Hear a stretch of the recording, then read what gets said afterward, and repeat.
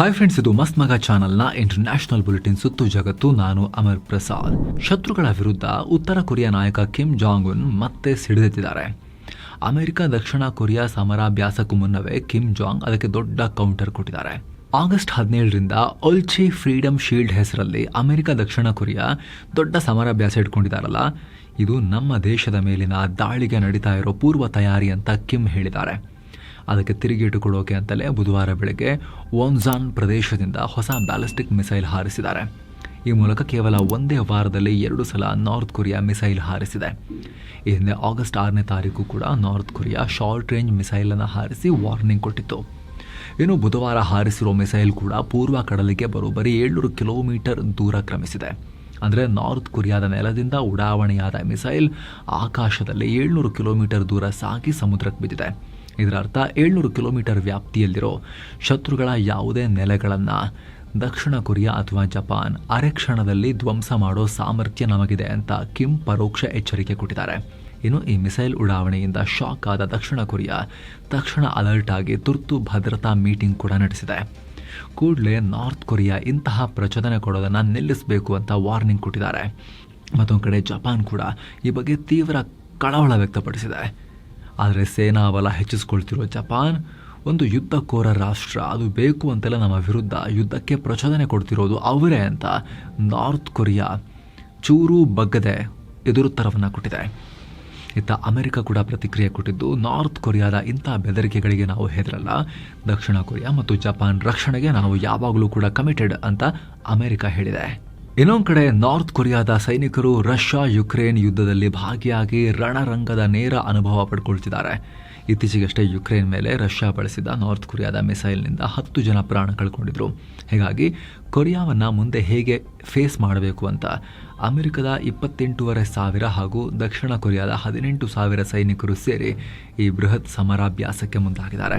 ಇನ್ನು ಒಮಾನ್ ಕೊಲ್ಲಿಯಲ್ಲಿ ಅಮೆರಿಕ ಸೇನೆ ಪನಾಮಾ ರಾಷ್ಟ್ರದ ಧ್ವಜ ಇದ್ದ ಕಾರ್ಗೋ ಹಡಗಿನ ಮೇಲೆ ದಾಳಿ ಮಾಡಿದೆ. ವೆಲಾನೋವಾ ಹೆಸರಿನ ಹಡಗಿನ ಮೇಲೆ ಮಿಸೈಲ್ ಹಾಕಿದೆ. ಹಡಗಿನ ಎಂಜಿನ್ ರೂಮ್ಗೆ ಗುರಿಯಿಟ್ಟು 2 ಹೆಲ್ಫೈರ್ ಕ್ಷಿಪಣಿಗಳನ್ನು ಹಾರಿಸಿದೆ. ಈ ಹಡಗು ಇರಾನ್ ವಿರುದ್ಧದ ನೇವಲ್ ಬ್ಲಾಕೇಡನ್ನು ಉಲ್ಲಂಘನೆ ಮಾಡಿತ್ತು. ಹಡಗಿನ ಸಿಬ್ಬಂದಿಗೆ ಎಷ್ಟೇ ಎಚ್ಚರಿಕೆ ಕೊಟ್ಟರೂ ಅವರು ಕೇಳಲಿಲ್ಲ. ಹೀಗಾಗಿ ಹೊಡೆದು ಆ ಹಡಗನ್ನು ನಾವು ಡಿಸೇಬಲ್ ಮಾಡಿದ್ವಿ, ನಾಶಗೊಳಿಸಿದ್ವಿ ಅಂತ ಅಮೆರಿಕದ ಸೆಂಟ್ರಲ್ ಕಮಾಂಡ್ ಹೇಳಿದೆ. ಸದ್ಯ ಈ ದಾಳಿಯಲ್ಲಿ ಹಡಗಿನಲ್ಲಿದ್ದ ಸಿಬ್ಬಂದಿಯ ಪ್ರಾಣಹಾನಿ ಬಗ್ಗೆ ಇನ್ನಷ್ಟೇ ಮಾಹಿತಿ ಕ್ಲಿಯರ್ ಆಗಬೇಕು. ಇತ್ತ ಇರಾನ್ ಬೆಂಬಲಿತ ಹುತಿಗಳು ದಾಳಿಯನ್ನು ಮತ್ತಷ್ಟು ತೀವ್ರ ಮಾಡಿದ್ದಾರೆ. ಈಗ ಯೆಮೆನ್ನ ಅಲ್ ಮಖಾ ಬಂದರು ನಗರ ಮತ್ತು ಮಾರಿಬ್ ನಗರದ ಮೇಲೆ ದಾಳಿ ಮಾಡಿದ್ದಾರೆ. ಬ್ಯಾಲಿಸ್ಟಿಕ್ ಮಿಸೈಲ್ ಮೂಲಕ ಅಟ್ಯಾಕ್ ಮಾಡಿದ್ದಾರೆ. ಇನ್ನು ಬಾಬೆಲ್ ಮ್ಯಾಂಡೆಬ್ ಜಲಸಂಧಿಯಲ್ಲೂ ಕೂಡ ಹುತಿಗಳು ದಾಳಿ ಮಾಡಿದ್ದಾರೆ. ತಿಹಾಮಾನೋ ಕಾರ್ಗೋ ಹಡಗಿನ ಮೇಲೆ ದಾಳಿ ಮಾಡಿದ್ರು. ಈ ದಾಳಿಗೆ ಸಂಬಂಧಪಟ್ಟಂತೆ ಮತ್ತಷ್ಟು ಆಘಾತಕಾರಿ ಮಾಹಿತಿ ಬರ್ತಾ ಇದೆ. ಮೃತಪಟ್ಟವರ ಸಂಖ್ಯೆ ಈಗ 6ಕ್ಕೆ ಏರಿಕೆಯಾಗಿದೆ. ಇದರಲ್ಲಿ 3 ಪಾಕ್ ಪ್ರಜೆಗಳು ಮತ್ತು ಒಬ್ಬ ಇಂಡೋನೇಷಿಯನ್ ಪ್ರಜೆ. ಈ ಹಡಗಿನ ಮೇಲೆ ದಾಳಿಯಾದಾಗ ಅವರನ್ನ ಕಾಪಾಡಕ್ಕೆ ಯೆಮೆನ್ ಅಧಿಕೃತ ಸರ್ಕಾರದ ರಕ್ಷಣಾ ಪಡೆಗಳು ಹೋಗಿದ್ರು. ಆದರೆ ಅವ್ರ ಮೇಲಿನೂ ಹುತಿಗಳು ದಾಳಿ ಮಾಡಿದ್ದಾರೆ. ಪರಿಣಾಮ ಇನ್ನಿಬ್ಬರು ಪ್ರಾಣ ಕಳ್ಕೊಂಡಿದ್ದಾರೆ. ಸಾವಿರ ಸಂಖ್ಯೆ ಟೋಟಲ್ ಈಗ 6ಗೆ ರೀಚ್ ಆಗಿದೆ. ಘಟನೆಯಲ್ಲಿ 10 ಜನರಿಗೆ ಗಾಯಗಳಾಗಿವೆ. ಈ ದಾಳಿಯನ್ನು ಹುತಿಗಳು ಡಿಫೆಂಡ್ ಮಾಡ್ಕೊಂಡಿದ್ದಾರೆ, ಸಮರ್ಥನೆ ಮಾಡ್ಕೊಂಡಿದ್ದಾರೆ. ಈಜಿಪ್ಟ್ ಮಾಲೀಕತ್ವದ ಈ ಹಡಗು ಸೌದಿ ಅರೇಬಿಯಾದ ಸೇನಾ ಸಾಮಗ್ರಿ ಸಾಗಿಸ್ತಾ ಇತ್ತು, ಹೀಗಾಗಿ ದಾಳಿ ಮಾಡಿದ್ವಿ ಅಂತ ಅವ್ರು ಹೇಳ್ಕೊಂಡಿದ್ದಾರೆ. ಇನ್ನು ಹುತಿಗಳ ಈ ದಾಳಿ ಇರಾನ್ ಮತ್ತು ಅಮೆರಿಕ ನಡುವೆ ಮೀಡಿಯೇಟರ್ ಆಗಿ ಹೋಗಿರೋ ಪಾಕಿಸ್ತಾನಕ್ಕೆ ದೊಡ್ಡ ಶಾಕ್. ಯಾಕಂದರೆ ಇತ್ತೀಚೆಗೆ ಪಾಕಿಸ್ತಾನ ಸೌದಿ ಅರೇಬಿಯಾ ಮತ್ತು ಟರ್ಕಿ ನಡುವೆ ಸೇರಿಕೊಂಡು ಡಿಫೆನ್ಸ್ ಅಗ್ರಿಮೆಂಟ್ ಮಾಡಿಕೊಂಡಿದ್ರು. ಈ ಸಂದರ್ಭದಲ್ಲಿ ಈಗ ಪಾಕ್ ಪ್ರಜೆಗಳಿಗೆ ಹೊಡೆತ ಬಿದ್ದಿದೆ. ಪಾಕ್ ಪ್ರಜೆಗಳು ಪ್ರಾಣ ಕಳ್ಕೊಂಡಿದ್ದಾರೆ 3 ಜನ. ಜೊತೆಗೆ ಹೂತಿಗಳು ಕೂಡ ಕ್ಲೇಮ್ ಮಾಡಿದಾರಲ್ಲ, ಸೌದಿಯ ಮಿಲಿಟರಿ ಎಕ್ವಿಪ್ಮೆಂಟನ್ನು ಸಾಗಿಸ್ತಾ ಇದ್ದ ಹಡಗಿನ ಮೇಲೆ ನಾವು ಹೊಡೆದಿರೋದು ಅಂತ.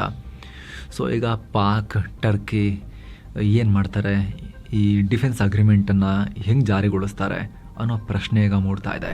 ಇನ್ನು ಸ್ನೇಹಿತರೆ, ಗುಜರಾತ್ ಮತ್ತು ಮಧ್ಯಪ್ರದೇಶದ ಪುಣ್ಯಕ್ಷೇತ್ರಗಳ ಪ್ರವಾಸ, ಮಹಾಕಾಳೇಶ್ವರ, ಓಂಕಾರೇಶ್ವರ, ಸೋಮನಾಥ, ನಾಗೇಶ್ವರ ಜ್ಯೋತಿರ್ಲಿಂಗಗಳೊಂದಿಗೆ ಅಹಮದಾಬಾದ್, ದ್ವಾರಕಾ, ಅಕ್ಷರಧಾಮ್ ಎಲ್ಲ ಕಡೆ ಹೋಗೋದಿರುತ್ತೆ. ಎಲ್ಲವನ್ನ ಒಳಗೊಂಡಿರೋ ಪ್ಯಾಕೇಜ್, ಎಕ್ಸ್ಟ್ರಾ ಏನೂ ಖರ್ಚಿರೋದಿಲ್ಲ. ಆಸಕ್ತರು ಕಾಲ್ ಮಾಡಿಕೊಂಡು ಬುಕ್ ಮಾಡಿಕೊಂಡು ಹೋಗಿ ಬರ್ಬೋದು. ಇನ್ನು ಅಮೆರಿಕ ಮತ್ತು ಇರಾನ್ ನಡುವೆ ಶಾಂತಿ ಒಪ್ಪಂದ ಆಗಬಹುದು ಅನ್ನೋ ಭರವಸೆ ಬಹುತೇಕ ಬಿದ್ದು ಹೋಗ್ತಾ ಇದೆ. ದಾಳಿಗಳು ಕೂಡ ಮುಂದುವರೆದಿವೆ. ಹೀಗಾಗಿ ಬ್ರೆಂಟ್ ಕ್ರೂಡ್ ಆಯಿಲ್ ಮೇಲಕ್ಕೆ ಹೋಗ್ತಾ ಇದೆ. $90 ಹತ್ತಿರ ಬಂದಿದ್ಕೊಂಡಿದೆ. ರೈಟ್ ನಾವು ರೆಕಾರ್ಡ್ ಮಾಡಬೇಕಾದ್ರೆ $89 ಪರ್ ಬ್ಯಾರಲ್ ಇತ್ತು ಬ್ರೆಂಟ್ ಕ್ರೂಡ್. ಏನು ಸ್ನೇಹಿತರೆ, ಹಾರ್ಮುಜ್ ಜಲಸಂಧಿ ವಿಚಾರವಾಗಿ ಅಮೆರಿಕಾಗೆ ಇರಾನ್ ದೊಡ್ಡ ವಾರ್ನಿಂಗ್ ಕೊಟ್ಟಿದೆ. ನಮ್ಮ ಕಂಡೀಷನ್ಸ್ಗೆ ಒಪ್ಪದೆ ಹೋದರೆ ಯಾವುದೇ ಕಾರಣಕ್ಕೂ ಜಲಸಂಧಿ ಓಪನ್ ಮಾಡಲ್ಲ ಅಂತ ಎಚ್ಚರಿಸಿದೆ. ಒಮಾನ್ ಜೊತೆ ಒಪ್ಪಂದ ಆದರೂ ಕೂಡ ಹಾರ್ಮುಜ್ ಓಪನ್ ಮಾಡ್ತೀವಿ ಅನ್ನೋ ಗ್ಯಾರಂಟಿ ಇಲ್ಲ ಅಂತ ನ್ಯಾಷನಲ್ ಸೆಕ್ಯೂರಿಟಿ ಕೌನ್ಸಿಲ್ ಮುಖ್ಯಸ್ಥ ಮೊಹಸಿನ್ ರೆಜಾಯಿ ಹೇಳಿದ್ದಾರೆ. ಗಾಜಾ ಮತ್ತು ಲೆಬನಾನ್ನಲ್ಲಿ ನಡೀತಿರೋ ಯುದ್ಧವನ್ನು ಅಮೆರಿಕ ಮೊದಲು ನಿಲ್ಲಿಸಬೇಕು, ಹಾಗೆ ಅಮೆರಿಕದಲ್ಲಿ ಫ್ರೀಸ್ ಆಗಿರೋ ಇರಾನ್ ದುಡ್ಡನ್ನು ಕೂಡಲೇ ವಾಪಸ್ ಕೊಡಬೇಕು ಅಂತ ಕಂಡೀಷನ್ ಇಟ್ಟಿದ್ದಾರೆ.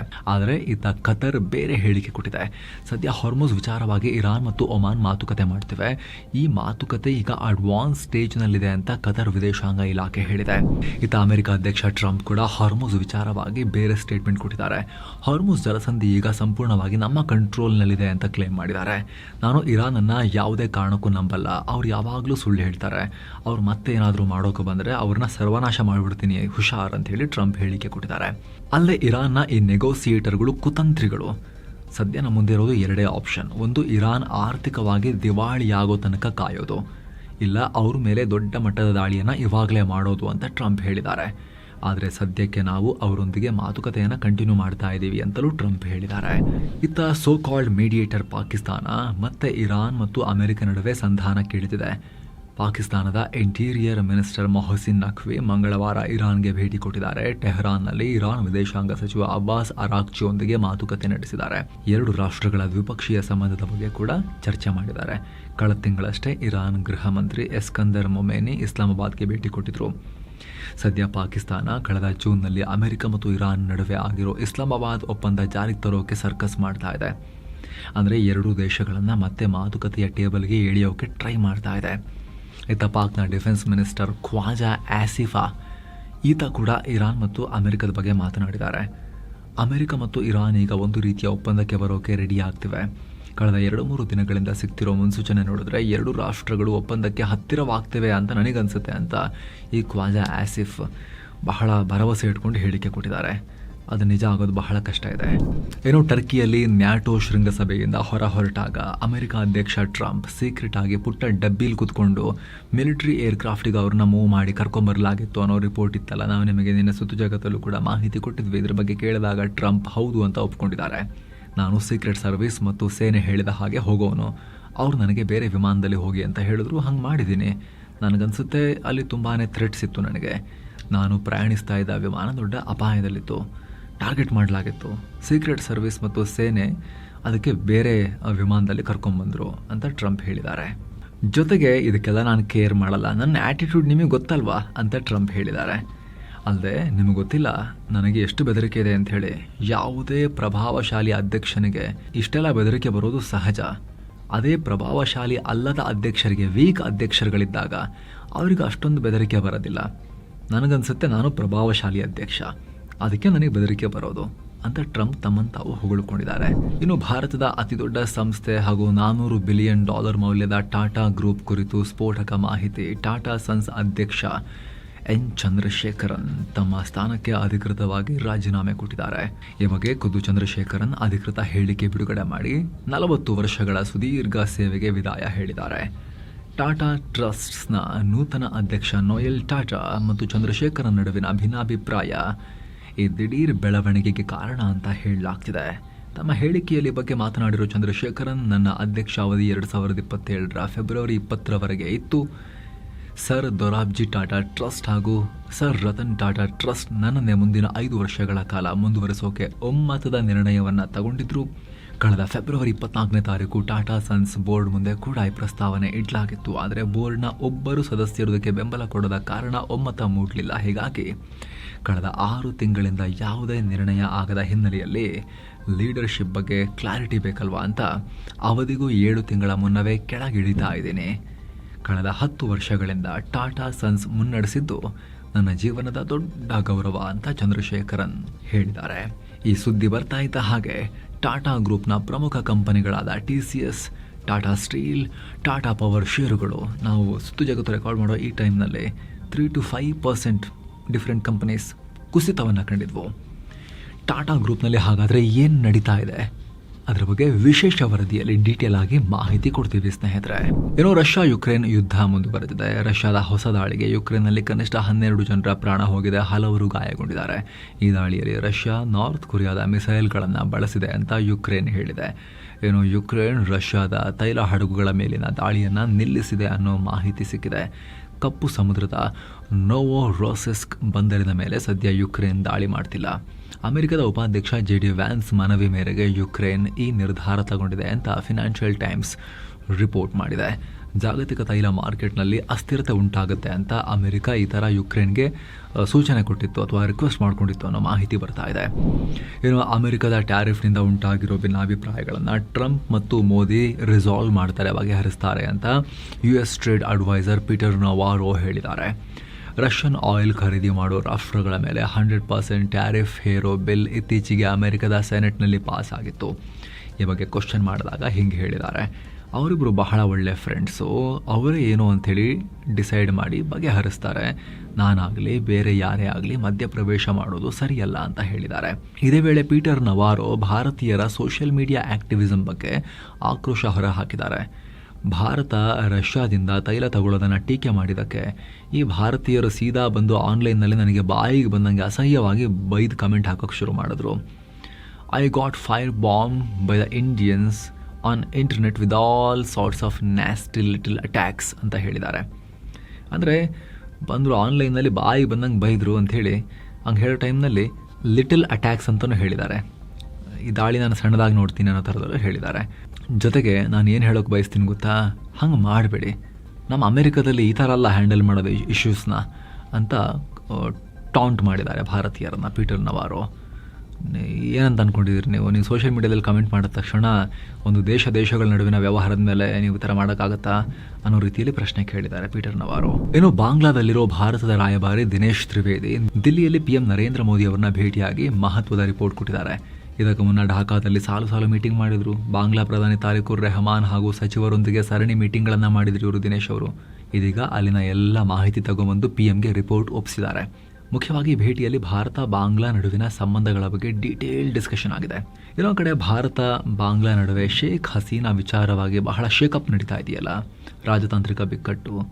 ಕಳೆದ ಆಗಸ್ಟ್ 5ನೇ ತಾರೀಕು ದಿಲ್ಲಿಯಿಂದಲೇ ವರ್ಚುವಲ್ ಆಗಿ ಪ್ರೆಸ್ ಮೀಟ್ ಮಾಡಿದರು ಹಸೀನಾ. ಡಿಸೆಂಬರ್ನಲ್ಲಿ ಬಾಂಗ್ಲಾಗೆ ವಾಪಸ್ ಬರೋದಾಗಿ ಅನೌನ್ಸ್ ಮಾಡಿದರು. ಆದರೆ ಭಾರತದ ನೆಲದಿಂದ ಹಸೀನಾ ಪಾಲಿಟಿಕ್ಸ್ ಮಾಡ್ತಿರೋದು ಬಾಂಗ್ಲಾದ BNP ಸರ್ಕಾರವನ್ನು ಕೆರಳಿಸ್ತಾ ಇದೆ. ಹೀಗಾಗಿ ಹಸೀನಾರನ್ನು ಕೂಡಲೇ ಗಡೀಪಾರು ಮಾಡಿ ನಮಗೊಪ್ಸಿ ಅಂತ ಬಾಂಗ್ಲಾ ಪಟ್ಟು ಹಿಡಿದಿದೆ.